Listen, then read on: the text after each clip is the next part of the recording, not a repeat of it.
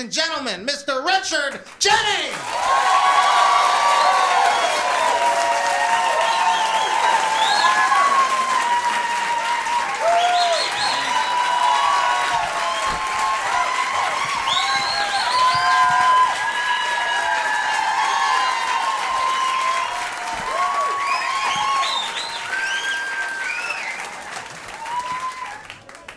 Nice to see ya. I just came back. I left LA for a while. I wasn't on business. I just wanted to smoke a cigarette. So, can't do that here. That's a big sin here. Earthquake doesn't scare us here. Fire, don't care. Riots, that happens. Doesn't bother us. Is that a cigarette? Run! Run! Run! It's a cigarette right in our house. I feel faint. Someone get me a pasta salad and a motivational cassette tape. Right in our home. And here's the sick thing about that. Cigarette smoking? Disgusting. Cigar smoking? Totally hip. Women are smoking cigars. Women smoking cigars. God bless them. I love that. Whenever I'm in an intimate situation with a gal, I want her to remind me as much of Edward G. Robinson as possible. You want a gal in a nightie going, all right, this is the way it's going to be, see? I want you to take off my bra and pinch my nipples, but not too hard. Don't get carried away, Buster. And then at the end, you hear what I'm telling you? And I don't want to get pregnant, so don't get nuts. You hear what I'm saying? You pull it out at the end. Scram, scram. Or you'll get yours. So that's why I flew back here. It wasn't a good airline. Let's just say it rhymes with Continental. The best airline flight is to Miami. Miami! They make all the announcements twice. For your convenience, we have air sickness bags. And then a very happy Hispanic person. El receptacle es de barfo. Toso un cuquiamos en el bago de hivo in front of your festo. I'm paraphrasing because I don't really speak fluent Spanish, but that's the law. Every announcement has to be made, even if the plane is crashing. Oh my God, we're crashing. Por favor, kiss your ass. Buenas noches. Please kiss your ass. Buenas noches at this time. Have your dental records handy. It's the big enchilada. So somebody said, are you married? I go, no. Not putting it down. It's just a tough decision in life. Married or single? It's like when the doctor goes, well, what'll it be? Ointment or suppositories? You have to compare the disadvantages of each. Marriage or not. You got to say to yourself, hey, do I want to be a single guy and run around in bars with a bunch of different morons? Or do I want to be married with a family and stay home with the same exact group of morons?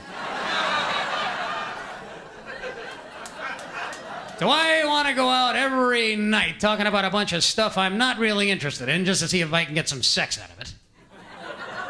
Or do I want to be married, talking about a bunch of stuff I've heard before just to see if I get some sex out of it? Do I want to spend a lot of nights sneaking off to the bathroom with a dirty magazine? Or do I want to be single? These are the choices we face. They're not easy. Let us pray we have the wisdom. I'll tell you one advantage of being married. One advantage of being married is that the food is much better. Yes, it is. I have been single a long time, and the food, if you're married, cannot be as bad as the stuff I'm eating. I have bugs in the house going, we're going to order in. Would you mind not dropping any more of your food on the floor? It's just making it hard to walk. None of us are eating it. We may be bugs, but we have to take decent care of ourselves. You know why I don't know how to cook? There are no cooking shows on television for people who don't know how to cook. Just go with me on this. The average cooking show is for people who already really know what they're doing. There's always some guy with an apron going, hello and welcome to cooking that has nothing to do with your actual life. Today we're going to make a massively complicated dish using ingredients you don't have, utensils you can't afford, in a kitchen bigger than your whole bloody apartment. What is that all about?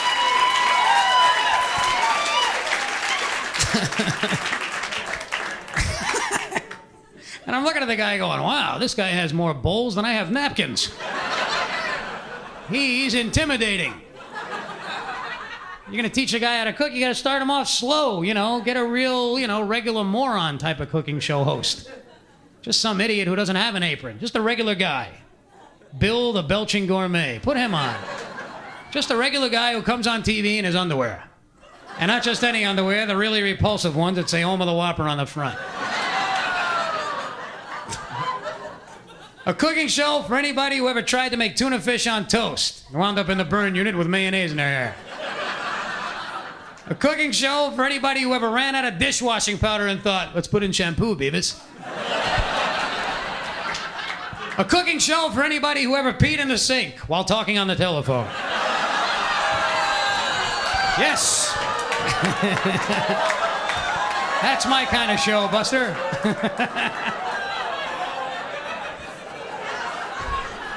And now here's Bill, the Belching Gourmet. Good evening. Thanks for tuning in to another episode of Bill, the Belching Gourmet. Tonight on our show, I'd like to make a nice beef Wellington stuffed with truffles for you. And I'd like to be in a hot tub with Cindy Crawford naked, but let's be freaking realistic. What I'm really gonna make is this stuff here, the poor man's pasta, Kraft macaroni and cheese. Still 38 cents a metric ton. All we gotta do is pop it here in a microwave and set it on cardiac arrest. While we take a look at today's beverage in the spotlight, Clamado. Tomato juice and clam juice mixed together and you drink it. And notice that I say, you drink it. When's the last time you had some tomato juice and thought, boy, that needs fish. Put some fish in there. How could you bring that out plain? Swizzle a mackerel around in there, for God's sake. Would you like some Clamado? Thanks, I just had a big glass of flounder apple, you sick psycho. Well, while we're waiting on that, I see that some mail has just poured in from a guy who needs culinary advice. Here he says, Dear Bill, the other day my wife and I got into an argument over the salad forks. She says they go on the right, and I say they go on the left. So here's my question. Do you think the Steelers have a chance at the Super Bowl? And speaking of mysteries, why does Diet Coke only have 1 calorie? If they get all the other calories out, why can't they get that last little punk out of there? I mean, how do they know it's even in there? Maybe in a 6-pack, one can got all 6 of them. Maybe there's millions of cans with no calories, but one big fat killer can bouncing all over the place. Hey, speaking of big fat killer cans, I was watching that Rush Limbaugh show a couple weeks ago. And he says the United States government allows a certain amount of rat droppings into a hot dog that they call an acceptable amount. Boy, if I had to describe my reaction in one word, that word would be, what the fuck? I don't think any amount of rat droppings is acceptable in my hot dog. But there's the government for you. You own $10 on your taxes, you're a criminal. But if a mouse squats in your wiener, that's not a particular cause for alarm. Anyways, before I go off on a tangent, here's my question. Why do they say you gotta wait an hour after you eat to go swimming? The other day I fed my fish, and they went swimming right after. But I know what you're thinking, fish aren't that smart. For example, I once caught a fish by dangling a worm on a hook, and the worm doesn't even live in the ocean. Shouldn't he be being suspicious when he's seen it? I mean, I'm not saying I'm a genius either, but if I dive into a swimming pool and there's, a sausage on the drain, I don't care how hungry I am. I'm gonna ask a question or two before I chow down. Like, how did it get there? Is there rat droppings in it? Why is there a hook in it? And where's the mustard? Hey, hold on, Bill. My wife's yelling about something in the other room. How do you like that? It's a boy, as I was saying.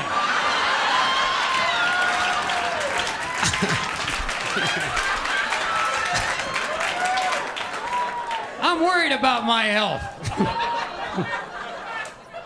And what is this stuff called? I can't believe it's not butter. Well, then what the hell is it? You could call anything in a whole supermarket I can't believe it's not butter if you're stupid enough. And you can look at the lawn furniture. Can't believe it's not butter. It's lawn furniture. I know, I was expecting butter. I can't believe you're not locked up, you moron. I mean, I'm worried about my health, and I've noticed that the more disgusting a food tastes when you eat it, the more likely it is to be really good for you. And then I noticed that my dog is always licking his own butt. So does he know something that I don't know? Because he's got a real shiny coat, and I'm losing all my hair. I know it sounds disgusting, but he always has that look of, I can't believe it's not butter. Signed, Confused. Well, thank you very much for that letter. Until tomorrow. Thanks.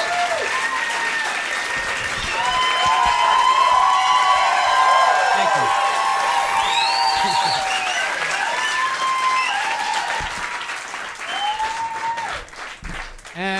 Anybody in our audience broken up? Anybody break up recently?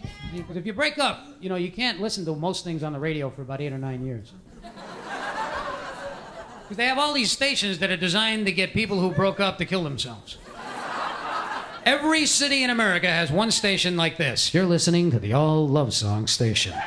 A station so dedicated to getting lonely people to kill themselves that we play no rock, no jazz. Nothing but stick your head in the oven and turn the gas up full. Love songs. And now, for everybody who just broke up, here's a song you'll enjoy called You'll Be Alone the Rest of Your Life. From the CD, You'll Die in a Puddle of Your Own Urine in a Welfare Hospital. So get out those suicide implements and start drinking heavily. As we play the most depressing love songs, 87 in a row, a whole Kevorkian star sweep. So the point I'm trying to make is it's hard enough to be happy in the world without the radio depressing you. If you break up, you have to find goofy music. Not good, just stupid. I recommend the Ethel Merman Christmas Ballad CD. Very pleasant, silent night! Sing it, Ethel! Anything by Christopher Cross. Little chubby guy, funny voice, always amusing. Once in your life, always sounds like he's driving by, the guy. Me. Thank you, Chris. Happy music, but no, they have to play nothing but love songs. And now here's a song dedicated to all you guys. Whoever had your woman accuse you of a complicated plot that not only didn't you do it, you weren't even mentally capable of thinking it up. Hey, if you're listening in the car, sit back, relax. Close the garage door good and snug. Open wide and suck the brown wind of doom. Thanks.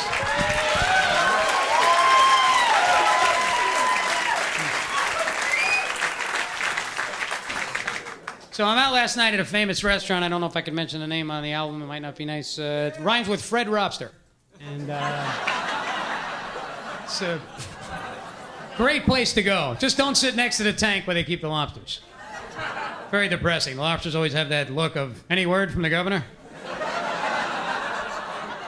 That's why you have to have like 4 or 5 drinks and then order. Because once you're drunk, you don't care who you send to their death in a boiling pot. Now you're drunk and they're going, can we help you? And you got that Emperor of Rome attitude. Yes. Bring me the brown one. He amuses me. The impertinent one on the right. Seize him! Have him boiled immediately. Would you like a beverage? Wine! Bring me wine! Will there be anything else? Yes, find out why all the Romans in the movies have English accents. Quickly! It's so sad. They're like the only... They had a sign up, the lobsters were flown in. How cruel is that? Think about that. Let's say you're a lobster, right? You've never been on an airplane before. A fair assumption. What else can you think but you've won the lobster sweepstakes? You're on a plane, magazine, belt around the tail. Not bad. Not only am I getting a free trip, I'm earning valuable frequent lobster miles. Next thing you know, you're locked in a tank. Both your hands are tied. Everybody in the place is wearing a bib with your picture on the front of it.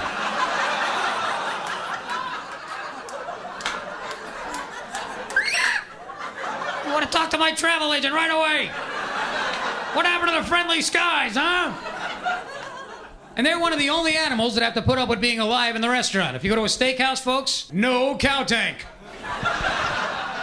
You don't see them bring a live cow. What do you think of this one, buddy?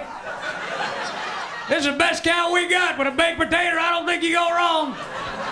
Say the word, I got a gun, I'll blast the crap out of him right here.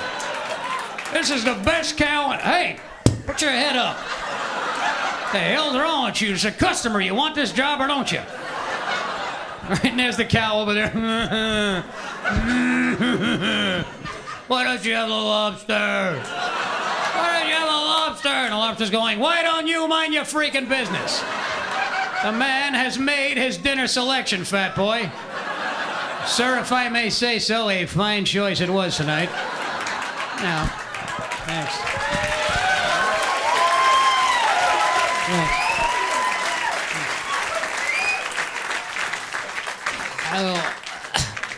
He's the best cow we got. We have any Southerners in the audience tonight? Any people from the South? Well, I just love the South. Whenever I'm not in the North, the East, or the West, that's where I am. Little towns in the South. Anybody know what a bagel is? And there's a guy, it's a dog, isn't it? And he's always like, But my favorite South is the old South, the kind of South where they always have like a big Colonel Sanders looking guy on a plantation. Talking all kinds of proud Southern crap. Welcome, I'd like you to meet my son Beauregard, his brother the dentist Florigard, bad-smelling sister with the body odor right guard, and who's that? Grandmother paying no mind, that's disregard over there. They always have a woman, a really coquettish, pretty Southern Belle-type woman with a fan. I do declare, Colonel, it is hot on the porch today. I always wanted to be a little fly on the wall on an old plantation and hear how they really talked. Because let's be honest, when the door closes and everybody's drinking all them mint juleps, nobody is all that polite all day. You know, that colonel was talking all kinds of crap when he was alone with that Miss Polly. Well, Miss Polly, it being Sunday and services being over and us being alone here on the plantation, I think it's only fitting and proper that I bend you over this table made of fine mahogany wood indigenous to this part of the South and ram this butter churn so far up your sphincter that your eyes light up like Atlanta on fire. What say ye, Miss Polly?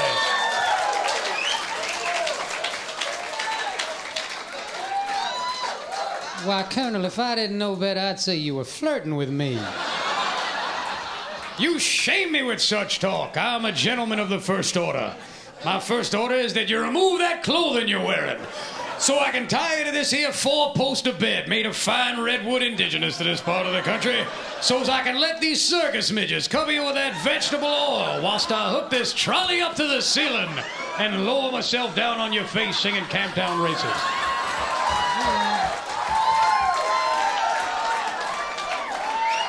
I suppose it would be the neighborly thing to do.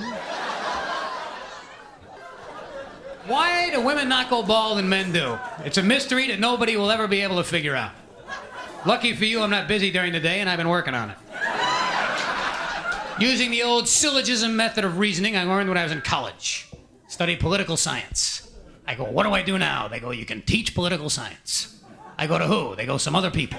I go, but what will they do? And they go, well, they'll teach it to some other people.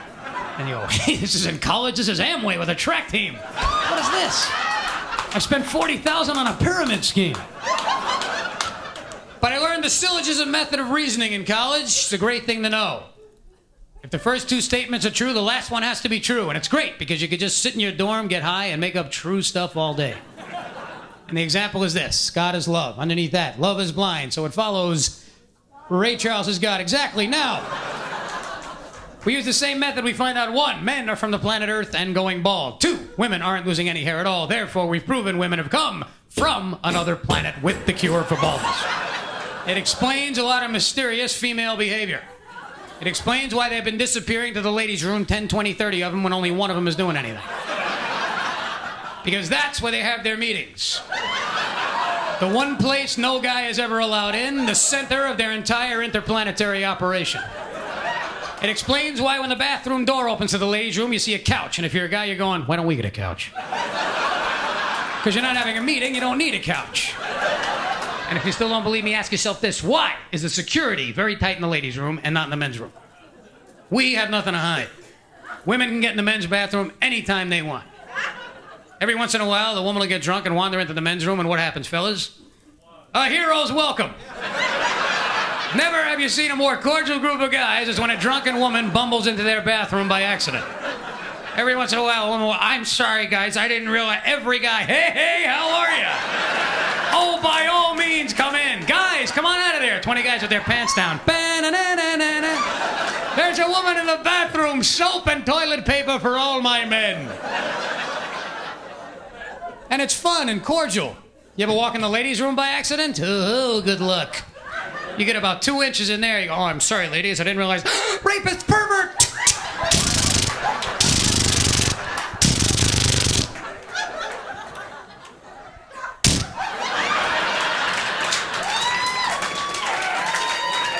Who the hell was on watch? A few steps more, he would have had the cure. Get him out. So since the cure is in there and you can't get in, it would seem that the cause is lost forever. But again, I am determined and not busy during the day. You can sneak into your girlfriend's bathroom and look around for clues. That's what I did. Got a flashlight and a notepad. Dun, dun, dun, dun, dun, dun, dun, dun, dun, dun. Wrote down the names of all of the little creams and tubes and cosmetics and came up with a clue. Based on the names of most of the tubes, creams, and cosmetics in the average woman's bathroom, the reason they came here in the first place is because they need something in unbelievable daily amounts, and that thing is moisture. They need moisture. Every one of those products has to do with replacing woman moisture that is steaming out of them at an unbelievable daily rate. They came from a drying planet. And the older they get, the more desperate the situation is. According to most TV commercials on in the middle of the day. If you're 30, you need extra moisture. 40, whoa, are you dry? What are you, 60? Get in the tub, lady. Put your head under the water. Breathe through a straw. You're a tinderbox. You can cross your legs and go up like a Roman candle.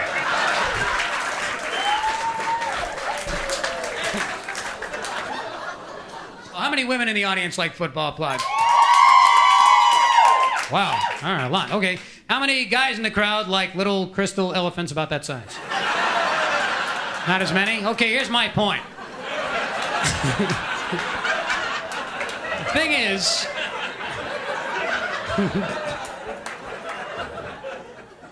Football's good because they always have announcers making millions and millions of dollars to analyze the action. Boy, look at that player, Dave. Looks like his lungs squirted right out of his helmet and bounced off a hot dog vendor. You're our highly paid $1 million analyst. What do you make of that? And the other guy goes, that's gotta hurt there, Tom. Thank you, Captain Obvious. No wonder you're getting $8 million an hour. Hey, what do you think will happen in the second half? I think they're gonna try to get some points right away there. Really? So you don't think they'll try to lose the game on purpose then? No, they'll try and, well, shut up. Why is the guy talking so much? All he has to say is, see that? So did I. Back to you, Bob. Yeah. Even the referee in football has his own microphone so he can humiliate the football players when they break a rule. They stop the entire game so the referee can press a button on his belt, activate a giant sound system, point the guy out on television just to embarrass him in front of his mom and everybody else that might be watching. They stop the whole game. Here's the ref. The reason we stopped, the reason we're all hanging around out here in the snow not doing anything right now is because some people don't seem to know the rules. Isn't that right? Number 71. 71. I hope your mother's watching. Can't blame the referee, though. It's human nature. Let's say you were a football ref in the NFL. An ordinary guy, 65 or 70 years old. You're not making the big millions of bucks like the football players, but you got one thing they don't have, a button right on the belt. And all you got to do is click it on, and for the first time in your whole boring life, the entire nation is hanging on every word that comes out of your mouth. If I was him, I'd stop the game every 5 minutes just to talk about my own personal problems. Wouldn't you if you were him? I'd be going, there was no penalty. This has nothing to do with the game, the players, or the National Football League. I need to talk. I can't keep this up anymore. I feel like a fraud out here. Sure, I'm the ref, but who am I to judge these players? I mean, look at some of the choices I've made in my own life, for God's sake. 62 years old and I'm a freaking referee. I gotta lie down. I gotta tell you something. I'll be honest, lots of times when I'm out here, I'm not even thinking about football. My wife's getting fat as a mobile home. I love my kids, but if I had to do it again, I'd wear a condom. Just all goes by so fast in life, doesn't it? One minute you're in high school, the next minute you're watching your prostate like a hawk. Anybody who says these are the golden years can kiss my wrinkled butt, Buster. I got hair growing out of my ears, for God's sake. I got cataracts the size of ashtrays. I gotta pee every 5 minutes. I walk into a room and I go, what the hell did I come in this room for anyway? Got that goddamn arthritis in my shoulder. I wake up in the morning, takes me a half an hour just to find my eyeglasses, just so I can look for my teeth to tell my wife to find my hair.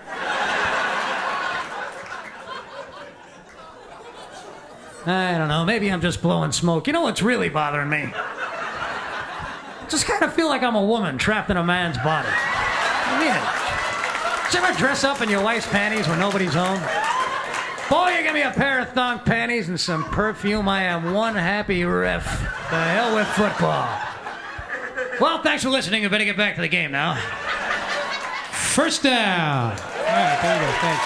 Hey, ref. Boy.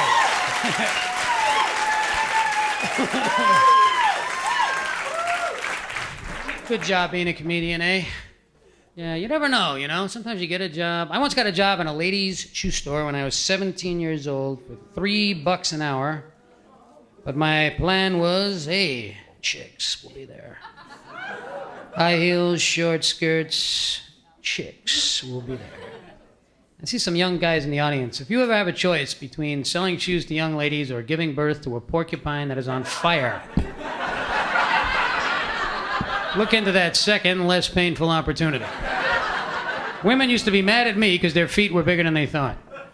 What do you mean I wear a size 10? You're an idiot. Size 10? Why do you think I need that? I'm Cinderella. I'd be talking under my breath. My God, Sasquatch has arrived. What did you say? Nothing. Maybe your box had the wrong mark on the front of it. Yeah, well, you're right. Maybe your foot's a canoe. What did you say? Nothing. I said you're the best person I ever knew. God, I hate this job. I'm going to try another place. Good. Try a blacksmith. What? Nothing. Why do women care about how big their feet are? Big, who cares? I never saw a guy at the beach going, wow, look at that woman. She's really, oh, darn, the feet are too big. Why do women care about these little details of their appearance? This is my theory. I think women use different mirrors to get ready than men do when they leave the house. Women look in the mirror, and no matter what they look like in real life, they always think they look worse. Guys look in the mirror, and they always think they look substantially better than they look. No matter how much of a three-toed knuckle-dragging troglodyte that guy is. He figures he has 4 or 5 sit-ups from being in a hot tub with Elle Macpherson. I bet you the Elephant Man couldn't understand why he wasn't getting more dates. He'd be the Elephant Man. Hello, can I buy you a cocktail? Get lost, eh? Must be a lesbian. Couldn't be that I'm the elephant guy. You don't believe me? You think I'm exaggerating? The men don't know how they really look? Go to the beach. Go to a pool. Look at some of the guys and ask what mirror they were looking in when they picked out their outfit. You will see some of the largest, brightest land mammals in North America who have shrewdly chosen the Speedo bathing suit. A guy who should be wearing a poncho on the beach. A man with more genetic defects than a Hudson River trout has a bathing suit for Olympic competition. What mirror was he looking in when he made the suit? Oh, this is the suit for me. This really draws attention to my large, jiggling, harpoon-scarred gut in a way that is bound to drive the babes crazy. Hey, salesman, do you have anything even smaller than this one? Because I don't think all my back hair is showing in this outfit. And I wouldn't want to deprive anybody of my entire jiggling chia pet-like body. He thinks he looks good. And that's why guys always go alone to the shoe store. This is the guy. How are the shoes? Great, wrap them up. Want the other shoe? Whatever, I'm in a hurry. But I've seen 100 women show up with one who needs shoes. It's not even shopping, it's like hunting. It's like a whole primitive ritual. One of them needs shoes, they get on the edge of a cliff, call 100 friends with a conch shell like... 100 of them signal back. Lock the doors, boys, they're on the way. Too late. Clearance sale! And they come marching into the store, stab everybody in the head, come back with their shoes on a big bamboo pole.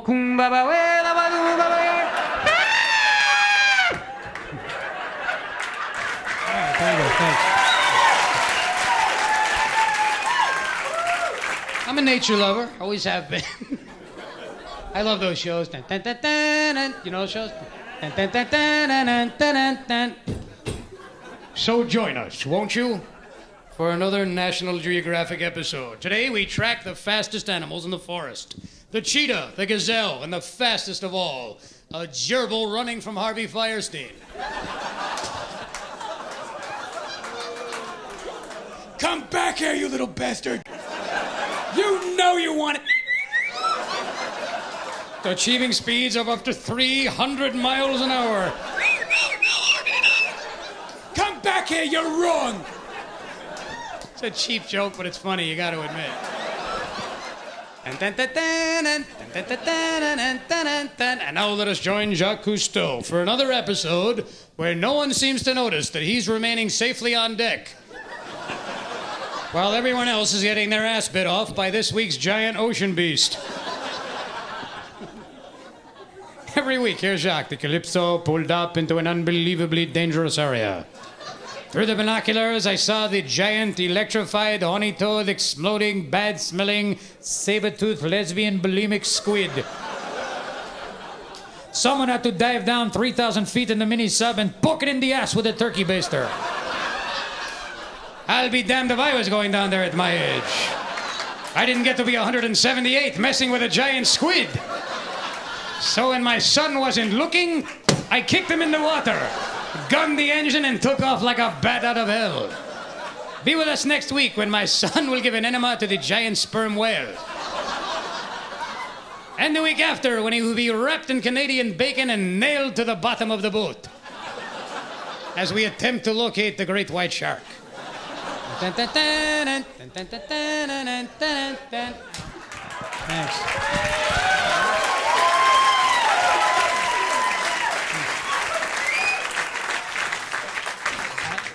Another really good reason to watch late night TV instead of the daytime TV is they have a lot of disgusting medical products on in the middle of the day. Did yeast infections get to be a big problem just in the last few years? Because I never heard about them before, and suddenly they were dominating the airwaves like the OJ trial. I still don't even know what a yeast infection is. I figured out they have something to do with the number 7, apparently. And the other thing I've noticed is that a lot of good-looking women get them. Because the woman on the commercial is always really beautiful. That's why I stop. I'm flipping around quick. Hey, she's a babe. Who's that? But she's looking right in the camera, no shame. Hello, you know I've got a yeast infection so revolting that the Atlanta Center for Disease Control is circling my home in a chopper. Hey! Isn't that a little blunt in the middle of the after-school special? I know women have the problems and they need to know the products that'll help them. I'm just saying, make it a little more humorous. We're fooling Mrs. Johnson. We're replacing her ordinary yeast infection medicine with a mixture of whole wheat flour and water. Let's watch as Mr. Johnson comes home from a hard day at the office. Hey, honey, what a day I had today. Hey, is that a Kaiser roll? I thought the house smelled great today. Stay where you are. I'll put on some coffee. Middle of the day. Little kids are home. There's a guy on TV going, hello, I'd like to talk to you about an itch so private. It's not so private anymore, itchy butt man. The guy sells Anusol butt itching medicine. I had no idea that butt itch was a medical condition. I mean, I always thought your butt itched if you didn't wash your butt enough. And you don't need Anusol, perhaps, Lysol is what you should be using. But this guy has medical butt itch. And she has yeast. What else is out there that people aren't talking about yet? Hello, are you one of the 15 million men suffering from exploding scrotum syndrome? How many times has your scrotum exploded, causing your testicles to rocket through the office, possibly ruining that important sales presentation? Let's watch this reenactment.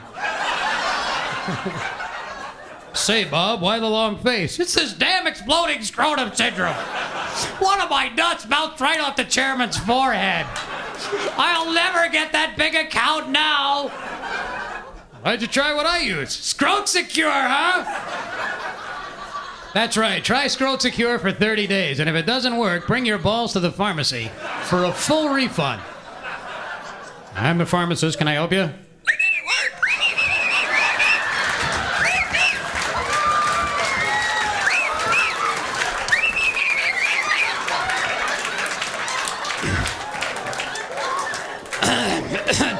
Terribly sorry. You do have the receipt. What's going on here? Well, this guy doesn't have the receipt. Oh, for God's sake, give him the $2. Well, you said they always have. Forget what I said. The guy's got his nuts in his hand.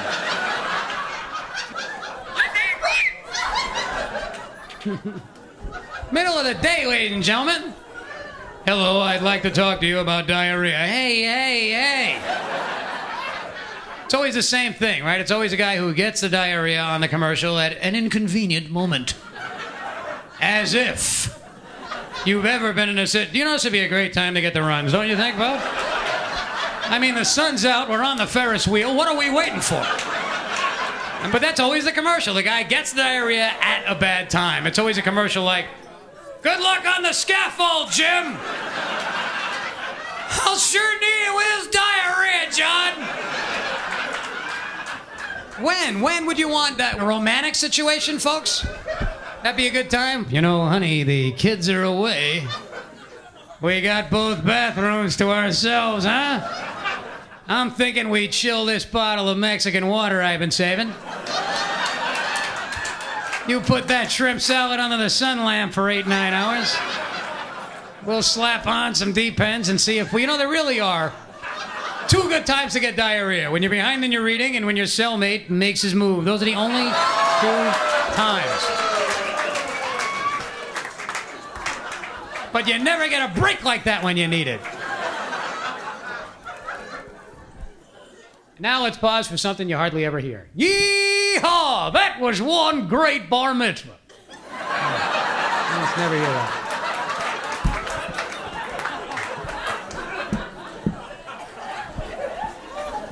How many of you folks are wearing a condom right now? Most of you?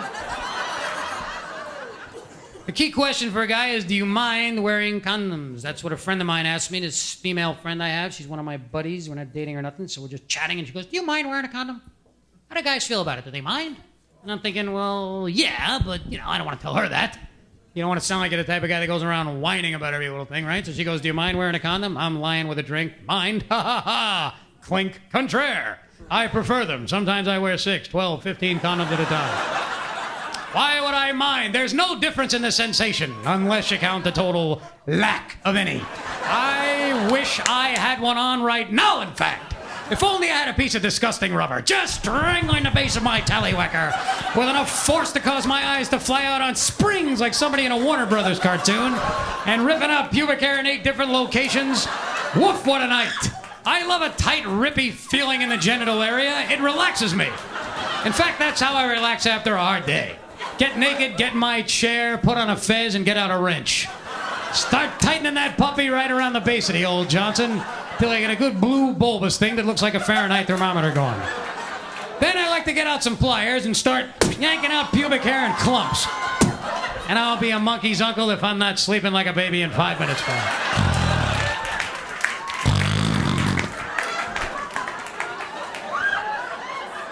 Why would I mind? Don't you see, it's not myself I care about. It's those poor little spermy men. One chance in their boring little spermy lives. Come on, man, we're gonna make a baby. Quick, that way. Oh, jeez. Go back, it's a trap! The whole area is sealed off. Oh, this sucks. Everything happens to me. I could have been somebody.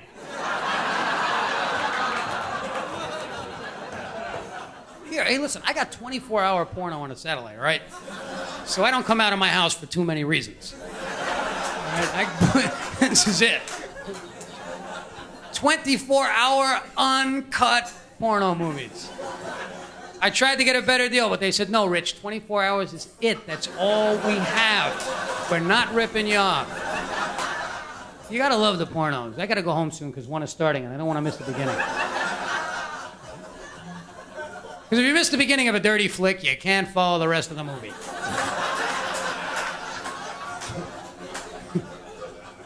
As if there was any difference, and they're all the same. Every porno movie should be called Stuff That Never Happens to You. Starring people getting a lot more action than you.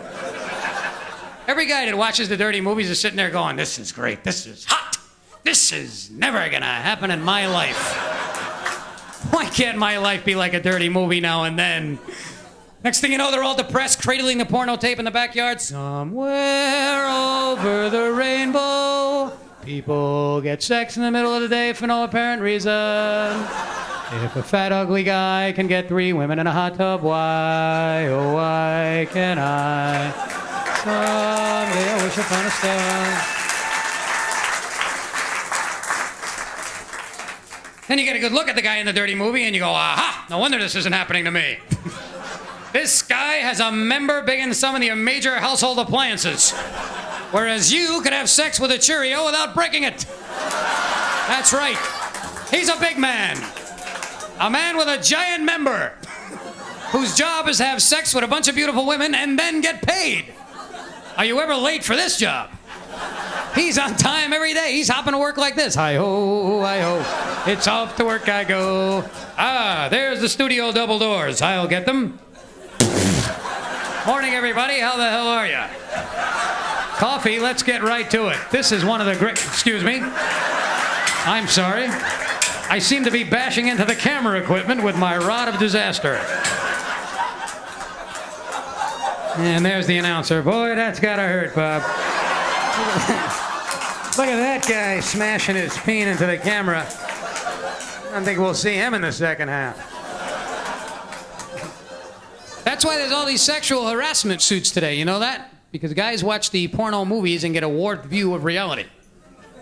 Because if you watch enough dirty movies, you can only come to the conclusion, hey, women get really horny in the Xerox room. Next thing you know, there's a guy in a real-life office with a real-life woman. She's at the Xerox machine. He pops up. Hi, honey, I've got a huge boner. What? I say the machine's out of toner. I'm going to go back to my office now.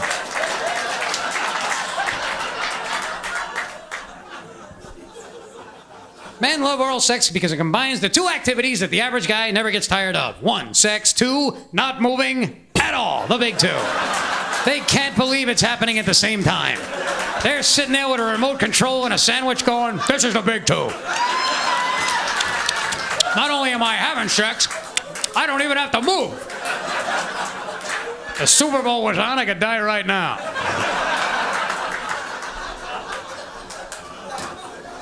You ever see these big surveys they do? We have done a survey of 20 billion American sexual habits. Who's going to tell the truth? Some guy shows up at your house 10 in the morning with a clipboard. You don't know who he is. He knocks on the door. Ding, ding, ding. You open the door. Yeah, what? I'm sleeping. Morning. Do you masturbate? What?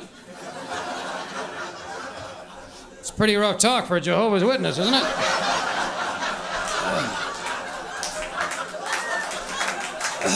I was just finishing up when you walked in. Shake.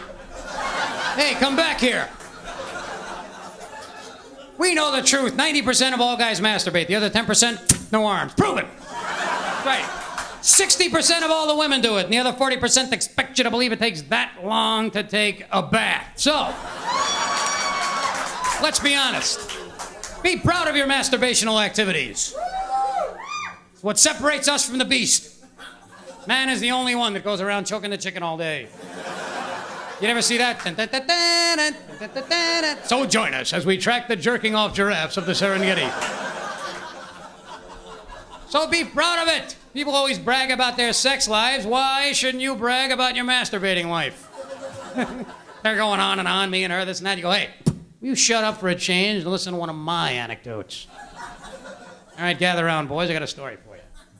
All right, I get home Tuesday and I'm alone, right? I know. I didn't think anything was going to happen either. Well, the next thing you know, I shut the lights, boom, I'm all over myself like a cheap suit buster. Upstairs, downstairs, I am the best I ever had. But nobody's going to tell the truth. Let's do a survey right here. How many women in the audience stand up and applaud if you own one of them there neck massagers? See? None. That's the usual results of my survey. Based on my findings, one woman in the Netherlands bought every vibrator in the world. And you know that's got to be a lie, right? Because women are smart people who sometimes can have multiple orgasms like they're nothing. Some women are lucky. Orgasm. Really? There's another one. How do you like that? They're all over the place. I read in a book that there's a woman or two that could have an orgasm by accident. That's how good they are. They could just be walking down the street and hit the thing just the right way and suddenly... Oh. I'm fine, officer. Just an orgasm. I'm fine. So why wouldn't you get a neck massager? The husband's sleeping? The hell with them. Sneak down to the secret vibrator closet. There they are, a whole wine rack full of them. Get the big one out. Oh. Start them up.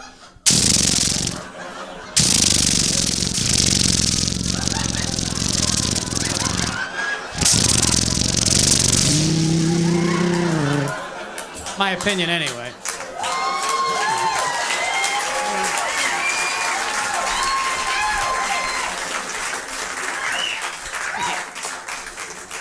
Because when you think about it, that's the only kind of sex you could have where nothing can go wrong.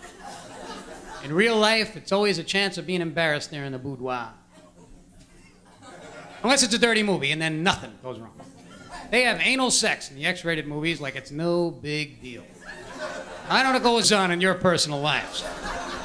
I always thought this anal sex maneuver was pretty complicated for the average young lady to do. For the women in the dirty movies, it's nothing. To them, it's like a form of polite greeting. Sort of an expected pleasantry whenever they meet a guy. Hi, what'd you say your name was, Bob? Yeah. Oh, sure, slam it up my ass, Bob. By all means. I wouldn't dream of not having you slam it 6-8 inches up my ass. After all, it was I who invited you. And I'm always going, wow, that's amazing, because I have to confess to you, I never even did that in my life. I tried it twice in college and almost did it, but at the last second, the woman turned into Elvis. She did. She turned into Elvis. She was like, okay, I'll do it. Ready? I'm ready. On 3. I'm not afraid. 1, 2, 3, and... Oh, thank you very much. That'll be enough of that. Thank you. I don't think that's going to work out for me. You're nothing but a hound dog back there. Let me... You guys have been a great audience. Thanks for staying so late.